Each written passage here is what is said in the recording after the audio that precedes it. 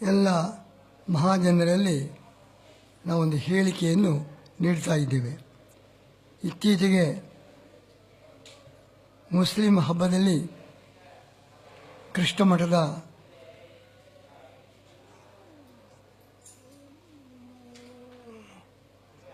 ಮಠದಲ್ಲಿರುವ ಸಾರ್ವಜನಿಕ ಭೋಜನ ಶಾಲೆಯ ಆವರಣದಲ್ಲಿ ಮುಸ್ಲಿಂ ಬಾಂಧವರಿಗೆ ಸೌಹಾರ್ದ ಭೋಜನವನ್ನು ಏರ್ಪಡಿಸಿದೆವು. ಇದರ ಬಗ್ಗೆ ಈಗಾಗಲೇ ಅನೇಕರು ಆಕ್ಷೇಪ ಟೀಕೆಗಳನ್ನು ವ್ಯಕ್ತಪಡಿಸಿದ್ದಾರೆ. ಒಬ್ಬೊಬ್ಬರು ದೂರವಾಣಿಯಲ್ಲೂ ಮಾತಾಡಲು ಚರ್ಚೆ ಮಾಡಲು ಮುಂದೆ ಬರ್ತಾ ಇದ್ದಾರೆ. ಎಲ್ಲರಲ್ಲಿ ಕೂಡ ದೀರ್ಘಕಾಲ ಚರ್ಚೆ ಮಾಡಲು ನನಗೆ ಅವಕಾಶ ಇಲ್ಲ. ಹೀಗಾಗಿ ನಾನು ವಾಟ್ಸಾಪ್ ಮತ್ತು ಫೇಸ್ಬುಕ್ಕಿನ ಮುಖಾಂತರ ನನ್ನ ವಿಚಾರವನ್ನು ಎಲ್ಲ ಮಹಾಜನರಿಗೆ ತಿಳಿಸಿದ್ದೇನೆ. ಅದನ್ನೆಲ್ಲರೂ ಕೂಡ ಗಮನಿಸಿ ನಮ್ಮ ಅಭಿಪ್ರಾಯವನ್ನು ತಿಳಿದುಕೊಳ್ಳಬೇಕಾಗಿ ಅಪೇಕ್ಷಿಸ್ತೇವೆ. ಅದರ ಮೇಲೆ ಏನಾದರೂ ಪ್ರಶ್ನೆ ಆಕ್ಷೇಪಗಳಿದ್ದರೆ ಪತ್ರ ಬರೆದು ಸೂಚಿಸಬಹುದು. ನಾವು ಪತ್ರಗಳ ಮುಖಾಂತರ ಅಥವಾ ಪುನಃ ಈ ಫೇಸ್ಬುಕ್ ಮುಂತಾದವುಗಳ ಮೂಲಕ ಎಲ್ಲರಿಗೂ ಕೂಡ ಉತ್ತರವನ್ನು ಕೊಡ್ತೇನೆ. ಮೊನ್ನೆ ನಡೆದ ಘಟನೆ ಅಂಥ ವಿಶಿಷ್ಟವಾದ ಘಟನೆ ಅಲ್ಲ, ಸಾಮಾನ್ಯವಾದ ಘಟನೆ. ನಮ್ಮ 1.5 ವರ್ಷದ ಪರ್ಯಾಯದಲ್ಲಿ ನಾವು ನೋಡ್ತಾ ಇದ್ದೇವೆ, ನೂರಾರು ಜನರು ಮುಸ್ಲಿಮರು ಕ್ರೈಸ್ತರು ಇಲ್ಲಿ ಬಂದು ಊಟ ಮಾಡ್ತಾ ಇದ್ದಾರೆ. ಕೃಷ್ಣ ಮಠದ ಸಾರ್ವಜನಿಕ ಭೋಜನಾಲಯ ಮುಕ್ತ. ಎಲ್ಲ ವರ್ಗದವರು ಜಾತಿ ಮತ ಭೇದ ಇಲ್ಲದೆ ಊಟ ಇಲ್ಲಿ ನಡೆಯುತ್ತಲೇ ಇದೆ. ಸಾಮೂಹಿಕವಾಗಿ ನೂರಾರು ಕ್ರೈಸ್ತರು ಮುಸ್ಲಿಮರು ಇಲ್ಲಿ ಊಟ ಮಾಡಿದ್ದಾರೆ. ಅನೇಕ ದಿನಗಳಲ್ಲಿ ಮಾಡಿದ್ದಾರೆ. ನಾನು ಅದನ್ನು ಪ್ರತ್ಯಕ್ಷವಾಗಿ ನೋಡಿದ್ದೇನೆ. ಅದರ ಜೊತೆಗೆ ಮೊನ್ನೆ ಹಬ್ಬದ ನಿಮಿತ್ತವಾಗಿ ಮುಸ್ಲಿಂ ಬಾಂಧವರಿಗೆ ಊಟವನ್ನು ಏರ್ಪಡಿಸಿದ್ದೇವೆ. ಅದಕ್ಕೆ ಇಷ್ಟು ಹುಯಿಲು ಹಬ್ಬಿಸುವ ಅಗತ್ಯವೇ ಇಲ್ಲ.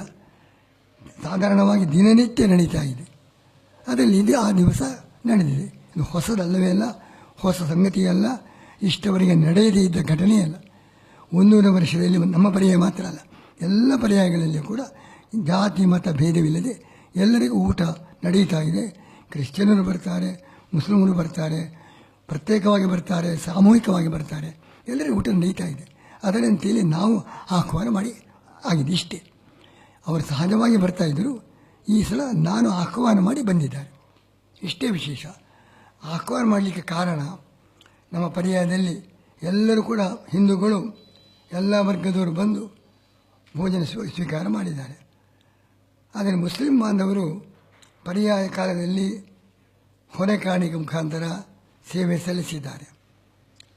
ಕೃಷ್ಣ ಮಠದ ಮುತ್ತಿಗೆ ಘೋಷಣೆಯನ್ನು ಉಡುಪಿ ಚಲೋ ಚಳವಳಿಯವರು ಮಾಡುವಾಗ ಅದನ್ನು ಬಲವಾಗಿ ಪ್ರತಿಭಟಿಸಿದ್ದಾರೆ. ಹೇಗೆ ಮುತ್ತಿಗೆ ಮಾಡ್ತಾರೆ ಅಂತ ಚಾಲೆಂಜ್ ಕೊಟ್ಟಿದ್ದಾರೆ. ಹೀಗೆ ನಮ್ಮಲ್ಲಿ ಎಲ್ಲ ರೀತಿಯ ಸಹಕಾರ ನೀಡಿದ್ದಾರೆ. ಅಷ್ಟೇ ಅಲ್ಲದೆ ಭಟ್ಕಳದಲ್ಲಿ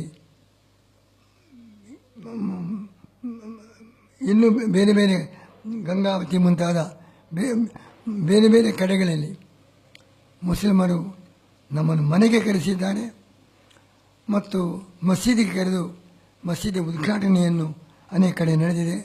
ಮಸೀದಿಯಲ್ಲಿ ನಮ್ಮ ಕಾರ್ಯಕ್ರಮವೂ ಕೂಡ ನಡೆದಿದೆ. ಮತ್ತು ಭಟ್ಕಳದಲ್ಲಿ ಕಾಸರಗೋಡಿನಲ್ಲಿ ಎಲ್ಲ ದೊಡ್ಡ ದೊಡ್ಡ ಸಮಾರಂಭದಲ್ಲಿ ನಮ್ಮನ್ನು ಆದರದಿಂದ ಗೌರವಿಸಿ ಸತ್ಕರಿಸಿದ್ದಾರೆ.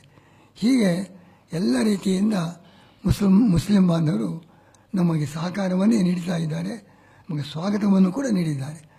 ಇದನ್ನೆಲ್ಲ ಗಮನಿಸಿ ಅವರಿಗೆ ಹಬ್ಬದ ಸಮಯದಲ್ಲಿ ಉಡುಪಿಯ ಜನರಿಗೆ ತಿಳಿಸಿ ಒಂದು ಭೋಜನದ ಸೌಹಾರ್ದ ಭೋಜನ ಕೂಟವನ್ನು ಏರ್ಪಡಿಸಿದೆವು. ಇದು ಬಹಳ ಸರಳವಾದ ವಿಷಯ ಮತ್ತು ಇದು ಅವರು ನಮ್ಮಲ್ಲಿ ವಿಶೇಷ ಅಭಿಮಾನ ತೋರಿಸಿದ್ದರಿಂದ ಅವರಿಗೂ ನಾವು ಒಂದು ಆತಿಥ್ಯ ನೀಡಿದ್ದೇವೆ. ಇದು ಮಾನವೀಯತೆಯ ದೃಷ್ಟಿಯಿಂದ ನೋಡಬೇಕು. ಇದು ಯಾವ ಥರದ ಅಧಾರ್ಮಿಕ ವಿಷಯವೇ ಇಲ್ಲ. ನಮ್ಮ ಶಾಸ್ತ್ರದಲ್ಲಿ ಊಟ ಕೊಡಲಿಕ್ಕೆ ಪಾತ್ರ ನೋಡಬೇಕಾಗಿಲ್ಲ, ಜಾತಿ ಮತ ನೋಡಬೇಕಾಗಿಲ್ಲ. ಅನ್ನಸ್ಯ ಚ್ಯುತಿತಂ ಪಾತ್ರ. ಯಾರಿಗೆ ಹಸಿವಿದೆ ಅವರಿಗೆ ಅನ್ನ ಕೊಡಬೇಕು. ಯಾವ ಪಾತ್ರ ವಿಚಾರ ಮಾಡಬಾರದು ಅಂತ ಶಾಸ್ತ್ರವೇ ಹೇಳಿದೆ. ಹೀಗಿರುವ ಅಂಥ ಒಂದು ಅನ್ನ ಸಂತರ್ಪಣೆಯನ್ನು ಮುಸ್ಲಿಂ ಬಾಂಧವರಿಗೆ ಹಬ್ಬದ ಸಮಯದಲ್ಲಿ ಉಪವಾಸದ ಸಂದರ್ಭದಲ್ಲಿ ನಾವು ನೀಡಿದೆವು. ಇದು ಯಾವ ರೀತಿಯಿಂದಲೂ ವಿವಾದಕ್ಕೆ ವಿಷಯವೇ ಅಲ್ಲ. ನನಗೆ ಆಶ್ಚರ್ಯವಾಗಿದೆ ಇದರ ಬಗ್ಗೆ ಇಷ್ಟು ಗೊಂದಲ ಎಬ್ಬಿಸಿದ್ದು ಕೆಲವರು. ಇನ್ನು ನಮಾಜಿನ ವಿಷಯ ಒಂದು ಪ್ರಶ್ನೆ ಬಂದಿದೆ. ನಮಾಜ್ ಎಂದರೆ ಮುಸ್ಲಿಮರು ತಮ್ಮ ದೇವರಿಗೆ ಸಲ್ಲಿಸುವ ಪ್ರಾರ್ಥನೆ. ಅವರಲ್ಲಿ ಭಗವಂತ ಜಗತ್ ಸೃಷ್ಟಿಕರ್ತ ಅಂತ ಹೇಳಿ ಅವರಿಗೆ ನಮಸ್ಕಾರ ಮಾಡುವ ಪ್ರಾರ್ಥನೆ. ಅದರಲ್ಲಿ ನಮ್ಮ ಹಿಂದೂ ಧರ್ಮಕ್ಕೆ ಅಪಚಾರವಾಗುವಂಥ ಯಾವ ವಾಕ್ಯಗಳು ಅದರಲ್ಲಿ ಇಲ್ಲ. ಅವರು ನಮಗೆ ಮೊದಲು ಗೊತ್ತಿರಲಿಲ್ಲ. ಅವರು ಉಪವಾಸ ಮುಗಿದ ಕೂಡಲೇ ಹಣ್ಣು ತಗೊಂಡು ಆಗಲೇ ನಮಾಜ್ ಮಾಡಬೇಕು ಅಂತ ಪದ್ಧತಿ. ಅದನ್ನು ಹೇಳಿದರು. ನಾವು ಹಣ್ಣು ತಗೊಂಡಿದ್ದೇವೆ ತಮ್ಮ ಕೈಯಿಂದ, ಈಗ ನಮಾಜ್ ಮಾಡಬೇಕಾಗಿದೆ ನಮ್ಮ ಪದ್ಧತಿ ಪ್ರಕಾರ. ಆಗ ಅಲ್ಲಿ ಆ ಸ್ಥಳ ಬಿಟ್ಟು ಎಲ್ಲ ಕೃಷ್ಣ ಮಠ ಎಲ್ಲ ಕಡೆ, ಇದು ಕೃಷ್ಣ ಮಠದ ದೇವರಿಗಿರತಕ್ಕಂಥ ಆ ಒಂದು ಗುಡಿ, ಆ ಗುಡಿಯ ಕಟ್ಟಡ, ಅದಕ್ಕಿಂತ ಹೊರಗೆ ಸಾರ್ವಜನಿಕರು ನಿತ್ಯ ಭೋಜನ ಮಾಡತಕ್ಕ ಭೋಜನ ಶಾಲೆಯ ಅಟ್ಟ ಅಲ್ಲಿ ನಡೆದದ್ದು. ಬೇರೆ ಕಡೆ ಬೇರೆ ಯಾವ ಜಾಗಕ್ಕೂ ಹೋಗಲಿಕ್ಕೆ ಸಾಧ್ಯವಿಲ್ಲ ಆ ಸಂದರ್ಭದಲ್ಲಿ. ಅಲ್ಲಿ ಅದೇ ಅಟ್ಟದ ಮೇಲೆ ಮಾಡಿ ಅಂತ ಹೇಳಿದೆ. ಅವರಿಗೆ ಅನುಮತಿ ಕೊಟ್ಟು ನಾನು ಪೂಜೆಗೆ ಹೋದೆ. ನಾನು ಮತ್ತೆ ಹೆಚ್ಚು ಹೊತ್ತಲ್ಲಿ ಇರಲಿಲ್ಲ, ಪೂಜೆಗೆ ಹೋದೆ. ಪೂಜೆಯ ಸಮಯ ಆಯಿತು. ಅಟ್ಟದ ಮೇಲೆ ಹೋಗಿ ನಮಾಜು ಮಾಡಿದ್ದಾರೆ. ಇದು ದೊಡ್ಡ ಹಿಂದೂ ಧರ್ಮಕ್ಕೆ ಆಘಾತಕಾರಿಯಾದ ಯಾವ ಅಂಶವೂ ಇಲ್ಲ. ಅಂತ ದೊಡ್ಡ ಅನರ್ಥದ ಪ್ರಮೇಯ ಇಲ್ಲಿ ಇಲ್ಲ. ಹೀಗಾಗಿ ಎರಡು ವಿಷಯ, ಅವರಿಗೆ ಊಟ ಹಾಕಿದ್ದು, ನಮಾಜು ನಾವು ಆ ಸಂದರ್ಭದಲ್ಲಿ ನಮಗೆ ತಿಳಿಯಿತು ಮಾಡುವ ಕ್ರಮ ಇದೆ ಅಂತ.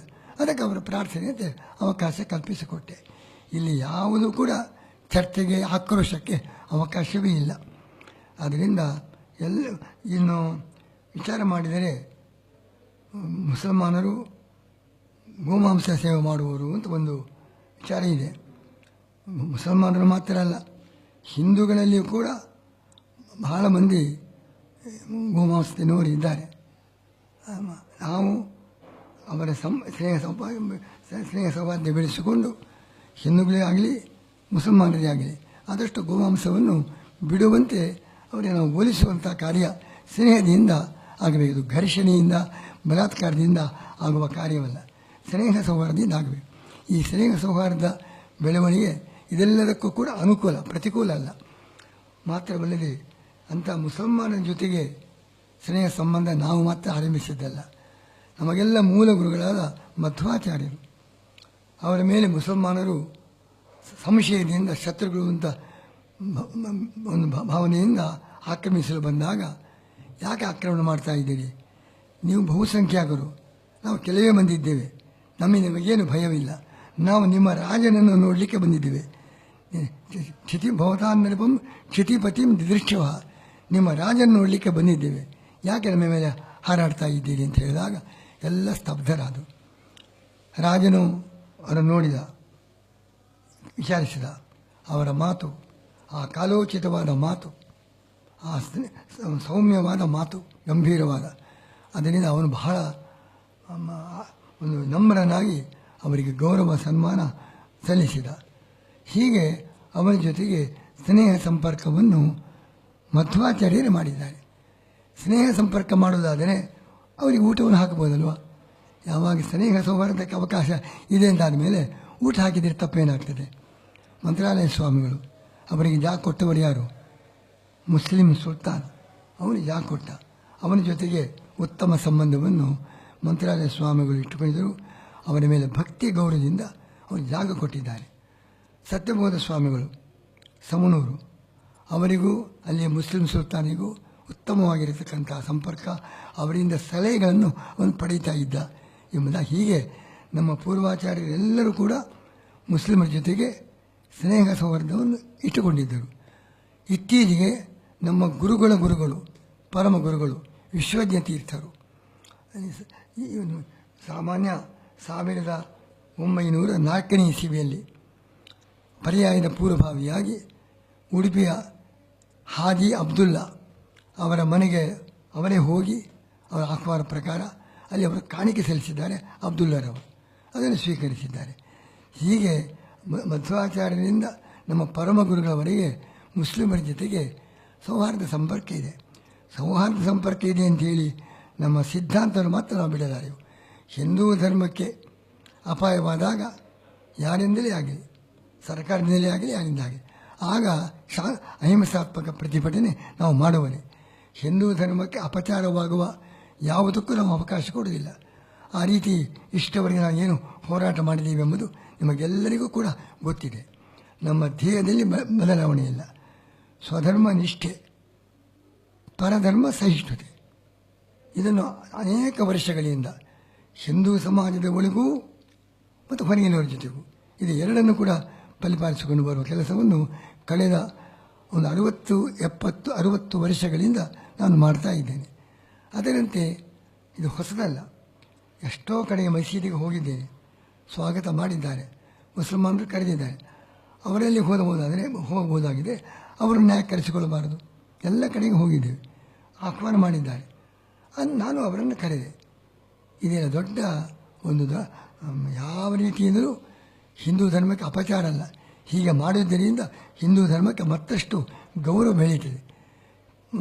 ಪರಸ್ಪರ ಸ್ನೇಹ ಸೌಹಾರ್ದ ಬೆಳೆದರೆ ಎರಡೂ ಸಮಾಜಕ್ಕೂ ಒಳ್ಳೆಯದು, ದೇಶಕ್ಕೂ ಒಳ್ಳೆಯದು.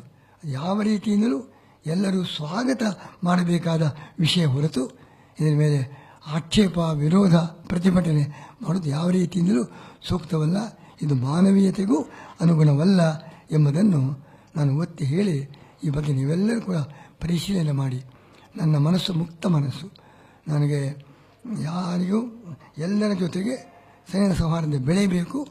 ಅದರ ಜೊತೆಗೆ ನಮ್ಮ ಹಿಂದೂ ಧರ್ಮದ ಪ್ರಗತಿ ರಕ್ಷಣೆಗೆ ಇಷ್ಟವರೆಗೆ ಮಾಡಿದಂತೆ ಮುಂದಕ್ಕೂ ಕೂಡ ಆ ಕಾರ್ಯ ಮಾಡ್ತೇನೆ. ಹಿಂದೂ ಧರ್ಮದ ರಕ್ಷಣೆ, ಸಕಲ ಧರ್ಮೀಯರ ಜೊತೆಗೆ ಸೌಹಾರ್ದ, ಇದು ನನ್ನ ಧೋರಣೆ. ಯಾರಿಗೂ ಇದರ ಬಗ್ಗೆ ಅಪಾರ್ಥ ಮಾಡಬೇಕಾದ ಅಗತ್ಯವಿಲ್ಲ. ನನ್ನ ಈ ಕಾರ್ಯಕ್ರಮವನ್ನು ಎಲ್ಲರೂ ಕೂಡ ಬೆಂಬಲಿಸಬೇಕಾಗಿ ಅಪೇಕ್ಷಿಸ್ತೇವೆ.